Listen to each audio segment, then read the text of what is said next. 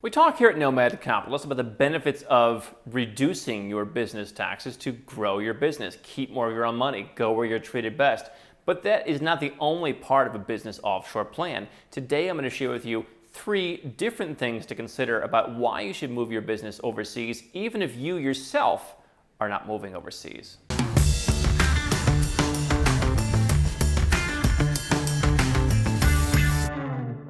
Hi, I'm Andrew Henderson, the author of this book, and I'm the founder of Nomad Capitalist, where we help 7- and 8-figure entrepreneurs and investors legally go where you're treated best. You can learn more at nomadcapitalist.com. Now, what I want to talk about today are 3 different areas that you should be looking at diversifying your business overseas. Taxes aren't the only one. We talked about this at relative length at our recent live event, Nomad Capitalist Live, and I share with people some ideas of what I see coming and why I think it's more important than ever to move your business offshore. So I'm going to give you a truncated version of what I shared with them today. Now, there are 3 big reasons that I see for moving a business overseas. The first one is tax savings. And quite frankly, especially a growing business can always use more capital. How many times do you find yourself at the end of the tax year trying to jam expenses in or pay for things up front, which in many tax systems isn't even entirely legal?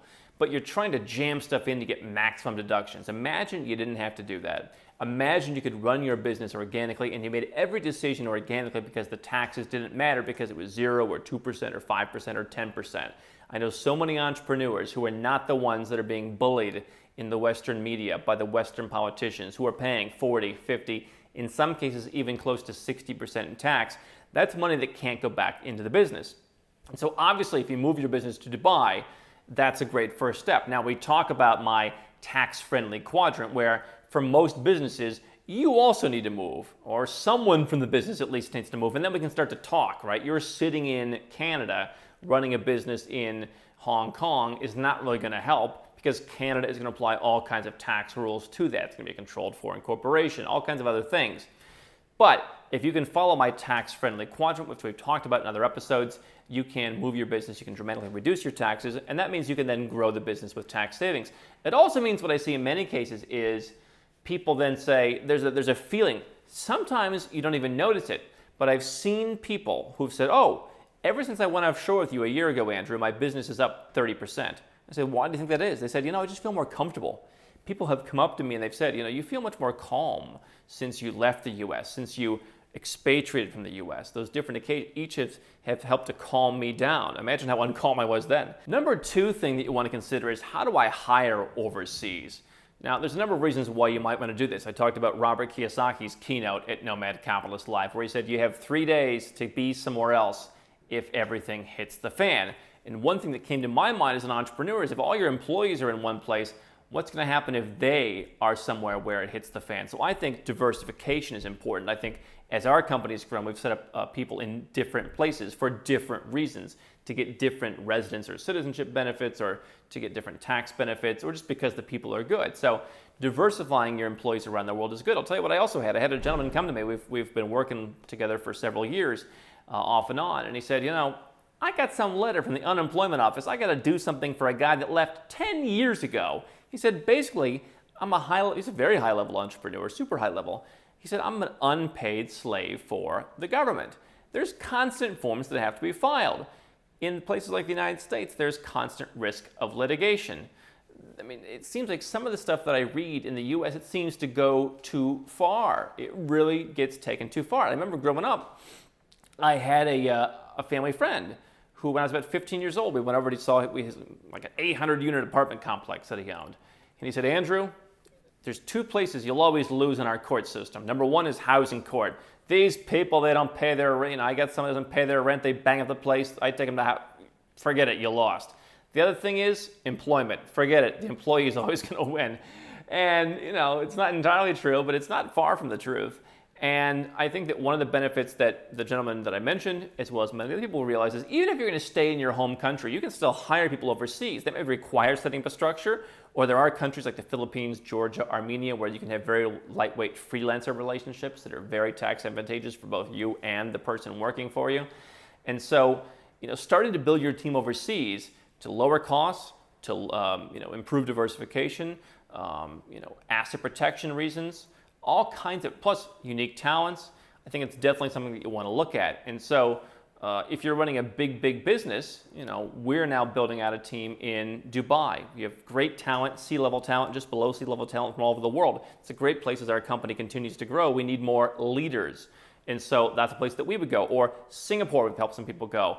Great laissez-faire rules. If people make more than a certain relatively low wage, you've got a lot more flexibility negotiating with them. There is a free market. They're not going to be your serfs, but you actually get to negotiate with people rather than the government telling you what to do. So those are not the cheapest jurisdictions. Of course, if you're just starting out, great place to save money is hiring in places like Serbia, like in Armenia, Colombia. We've had success in Venezuela. Egypt can work, and we've done some freelance work there back when we did that. Some good people there. Lots of places around the world. You've got great teams. I would generally try and avoid legacy brands like the US for sure. I would like to avoid many EU countries, or at least get proper tax planning, but start building your team overseas, because if you are living, let's say, in the United States, and then later you want to move the business overseas, let's say right now you want to just stay in the US, it'd be a lot better if you had a team already living overseas to help your future tax prospects when you move. Because when you leave a big team behind, now we've got to do more complex tax planning around that. It'd be better if you get them to move. What some people have even done is said, hey, I'm running a business in the US, I want to stay in the US, but if I ever had to leave, my residence is in Mexico, for example, or in Costa Rica, or in Portugal, or Malaysia, what have you.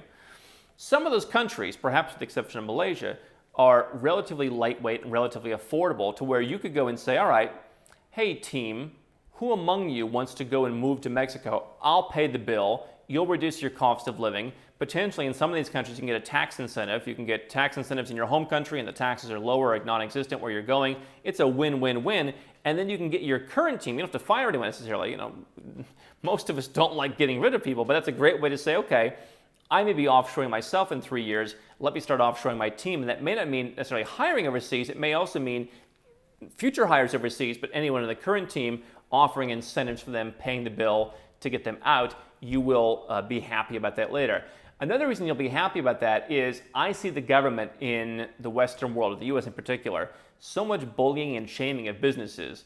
I have nothing against $15 an hour. If that's what the market bears, that's what the market bears. We start people at entry-level salaries, generally in our entry-level or just above entry-level positions that are above the average, and we try and quickly progress people. If you can't quickly progress, you're probably not going to stay here for that long. And so we get people up to salaries that are oftentimes much higher than what someone might make in their country. That's the beauty of hiring overseas. The problem is, in the US and other Western countries, the politicians are shaming you to do it. It's not because, hey, the person deserves it, we've come to an agreement. It's because I now see big companies, oh, okay, we're going to raise our wage just to avoid Bernie Sanders or Elizabeth Warren's Twitter rage. It's not a good place to do business. They have not gotten through anything legislatively for $15 minimum wage. They keep talking about it, they keep running on it, but all they're good at doing is the same thing that they criticized Trump for, which is we're just going to basically shame people into doing it. We're going to picket. We're going to do big news stories about how Amazon's evil. You don't want to work at a warehouse? Don't work at a warehouse. I think that philosophy probably exists more in other countries than it is where you are now. And so the third thing that every entrepreneur should consider is, how do I do more business overseas? Right? So you've got a lot of companies that they'll offshore themselves. Potentially they'll hire the workers offshore, but then they're still selling back into the same market, whether it's a SaaS company selling software, whether it's a consulting company. What I want you to do is consider opening up your market. And I talked about this at Nomad Capitalist Live in more depth, where I said, let's talk about the global minimum tax, for example. Governments are coming out, they're largely targeting the big companies, but there could be a time in 5 to 10 years where anyone's company, no matter where you are, no matter how clean you are and being in one location out of the tax net, maybe they come and get you eventually. The same way we're seeing YouTube creators now being taxed on their US views. The US is using their heft. So here's the thing, the US is indeed a great market to sell into, but you know what? There are lots of other markets that are coming up, but I would encourage you to learn more about those other markets, which is part of why hiring people in other countries, and potentially in hub locations like a Dubai or a London or a Singapore, might not be the worst thing to do to get access to global talent who can say, you know what? Here's how we're going to get into the Russian market. Here's how we're going to get into the African market. Here's how we're going to get into the Latin American market. We've been seeing more people than ever in the last year come to us from Mexico, from Ukraine, from Russia, from so many places all around the world that are looking for services. And if you offer services, I would suggest I talk to a lot of people. What percentage of your customers are in the US, for example? 80%. Or sometimes they're British. What percentage are in the UK? 50%. How do you get that number down by half so that you have not only diversification in case a market sinks, right? Robert Kiyosaki at Nomad Capitalist Live talked about what he believes is the coming Greater Depression. Whether you believe that or not, it would be valuable to say, I'm not having 80% of my eggs in one country's basket, that if that country falls apart, a lot of my customers are going to be reticent to spend or unable to spend. How do I diversify to where maybe there'll be some better prospects in certain parts of the world because their markets are going up? We've told you for years, Cambodia, for example, small market, probably not a market for SaaS products and that kind of stuff, but not a recession. I mean, even look at the pandemic, did pretty well compared to its neighbors. And so how do I diversify my business into other markets to avoid future tax changes where a government like the US comes years down the road and said, anyone who sells to an American, you got to pay tax. Even if you're a lawyer in Monaco selling Monaco resident services, hey, you sold to an American. I think it's going to be tough, but I would be prepared. I would be prepared for shocks to the global system. I would be prepared for the fact that is the US always going to be the number one market? There are some markets that I think are challenging. I think the Chinese market is very challenging for a lot of people.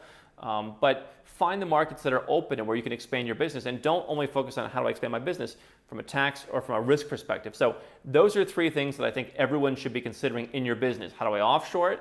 How do I hire it to have a truly global company? And how do I enhance and expand my customer base to where I've got a truly global company?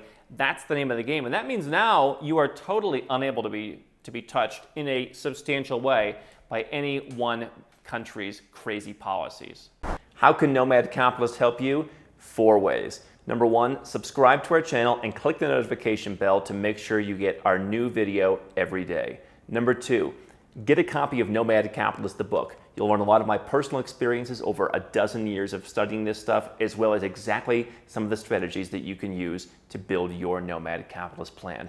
Number 3, if you're not sure where to start, but you want to come and learn from my team and I, you want to come and mingle with like-minded people, learn more about our live conference, Nomad Capitalist Live. It's coming up soon. And number 4, if you want some help right now because you've got a burning issue, you need something solved, you want to lower your taxes, get a second passport, or build the Nomad Capitalist lifestyle of your dreams, go to nomadcapitalist.com and click on Become a Client.